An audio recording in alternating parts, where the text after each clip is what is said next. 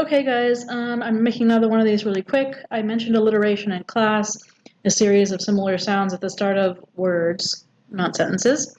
The big blue bursting blackberry, all-American, the eager elephant's ear, Sally sells seesaws, not sir, well, Sally sells seashells would still be sibilants, but at the, no wait, that's right. She sells seashells, I don't think would be true alliteration having the sh sound, but Sally sells seashells. It's fine.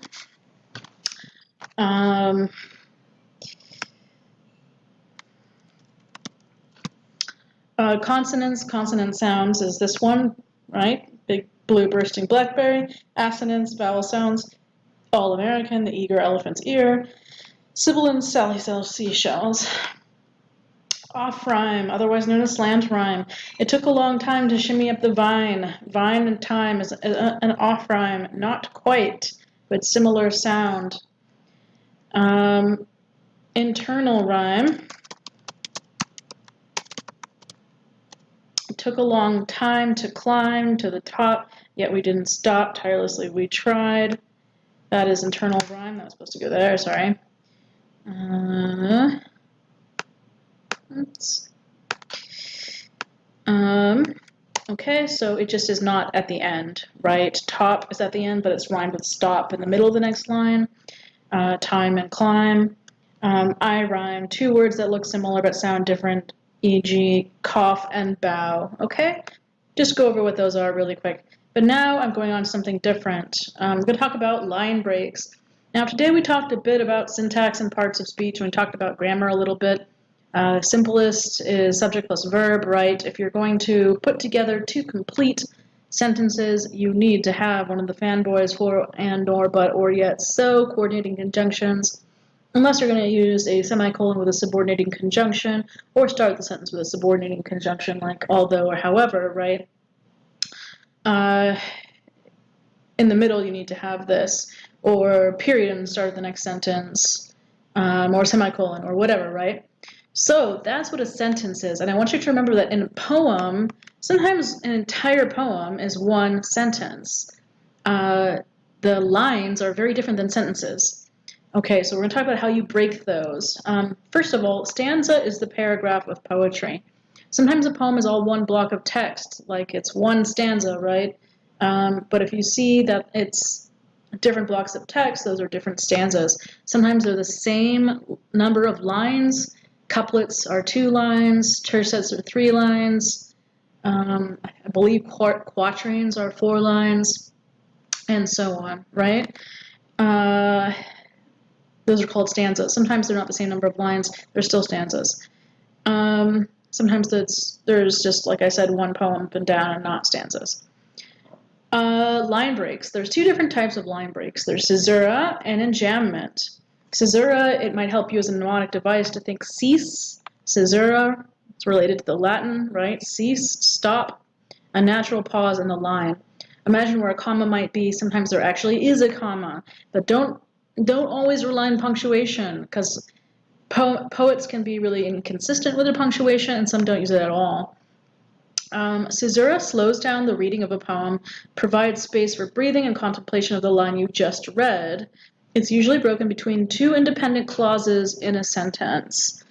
Or, you know, it's not between an adjective and its noun. It's not between an article and its noun, its subject, right? It's broken in a natural spot. Enjambment is not a natural break. It is broken between, for example, an adjective or its noun, an article and its noun.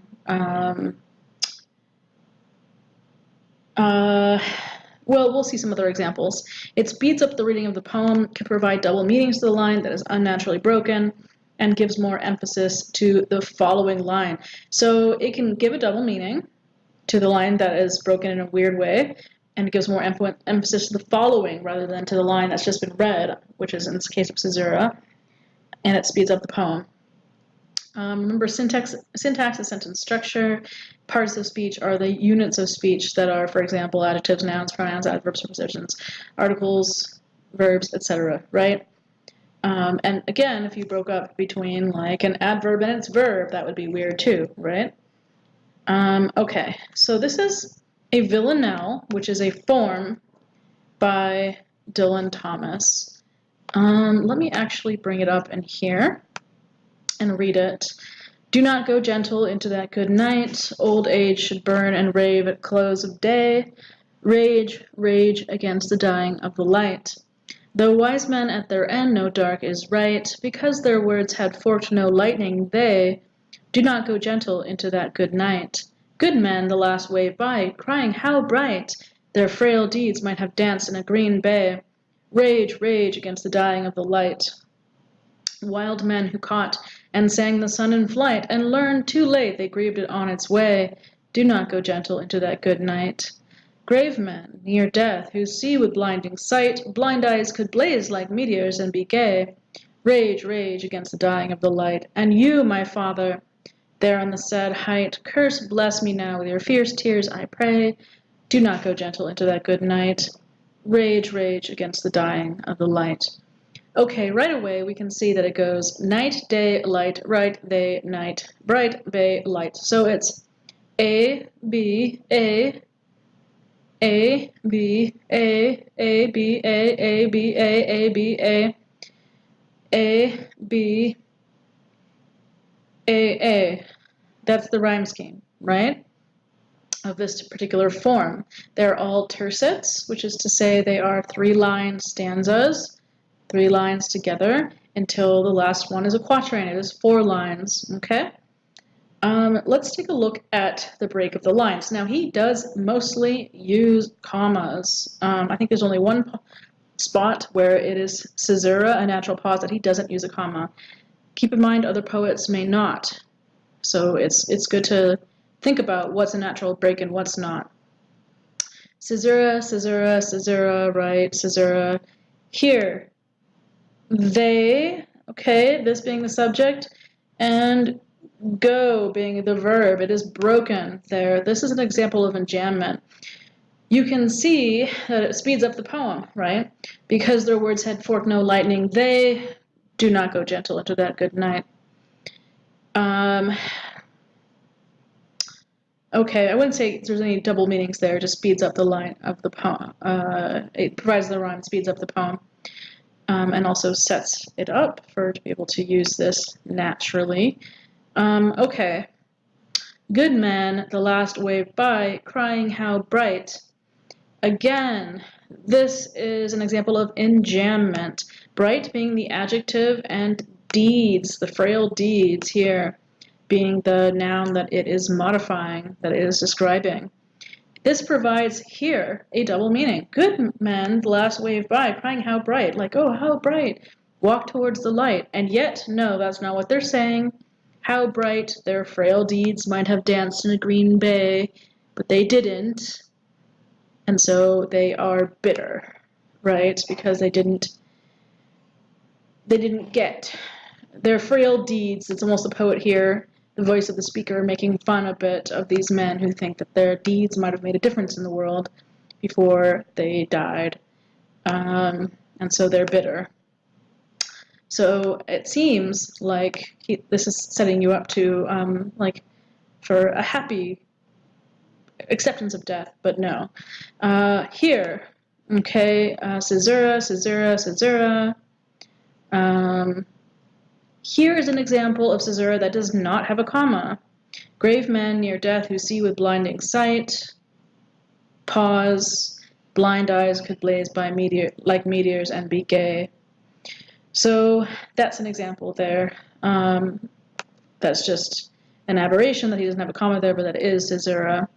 It's a natural pause. Okay, to go over the meaning here, he's talking about you shouldn't just, meekly drift away or fade away at the end of life. You should either ecstatically, joyfully praise, or you should, as he says at the end, right? Or you should be angry. You should be angry that the light is dying. He talks about different types of men. He talks about wise men. He says they know dark is right, but because no one listened to them when they were alive, they didn't manage to galvanize people. Their words had forked no lightning, so they are not gently going to that good night. They are angry about it. Good men, who maybe should have been happy, are still bitter because they think of all the good things they might have done, but instead they have to die, so they rage against the dying of the light. Here, wild men who caught and sang the sun in flight. These are people, and learned too late, they greened it on its way. People who speed up their death, live fast, die young. He was one of such person. He died at the age of 39 of severe alcoholism and alcohol poisoning during his first European tour. He was an amazing poet, Dylan Thomas. It wasn't that much longer after his father died, I think, because he himself was still a young man. So he was one of these wild men who maybe at the end regretted that he had grieved it on its way, so they do not go gentle into that good night. This is a double entendre, a double meaning. Grave men. These are men who have always lived like they were dead, right? They've never been happy, like people who are depressed. Near death, who see with blinding sight. They're so relieved to be close to the end that suddenly they feel happy. Blind eyes get blazed by meteors and be gay. I'm so happy. And then that feeling of happiness makes them not want to die. Oops. And they have to rage against the dying of the light. And then he's saying to his father, and you, my father, there on the sad height, curse, bless me now with your fierce tears, I pray. Do something. Don't just fade away. Do not go gentle into that good night. Rage, rage against the dying of the light. This is a very famous, it's also an example of literary irony because the villanelle is a French form that was known to be light, a light, often comical form, and he makes it this very serious poem, right? I didn't talk about narrative versus lyric poetry. This is a lyric poem. I don't think we've looked at a narrative poem yet. Simply put, a narrative poem tells a story, usually with a beginning, middle, and end. A lyric poem is a series of related ideas and images and so on, but may not have an actual narrative. Simply put, that's the difference. This is a lyric poem. To show you what's the trick to this poem, right? He did this so well that you almost don't notice. Lines 1 and 3 are repeated. Do not go gentle into that good night, and rage, rage against the dying of the light. It goes 1 and 3, and then 1 is line 3 of the second stanza, 3 is line 3 of the third stanza, 1 is line 3 of the fourth stanza, 3 is line 3 of the fifth stanza, and then 1 and 3 of the last two lines. Very difficult to do and make it natural as he did. I think he did really a fantastic job with this. And I hope that helps you to understand the difference between enjambment and caesura. Enjambment often brings a double meaning, speeds up the next line, is an unnatural break. Caesura is a natural pause that makes you reflect on the line you just read. Oftentimes stands in for a comma. There are not always going to be commas. And we went over this, so I'm going to go ahead and end this right now.